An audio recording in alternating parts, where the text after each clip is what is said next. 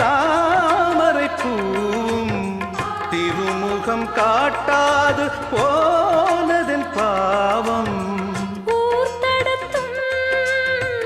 யார் தடுத்தும் ஓயாத நானும் கொண்ட மோகம் என்றும் ஓயாத நானும் கொண்ட மோகம்.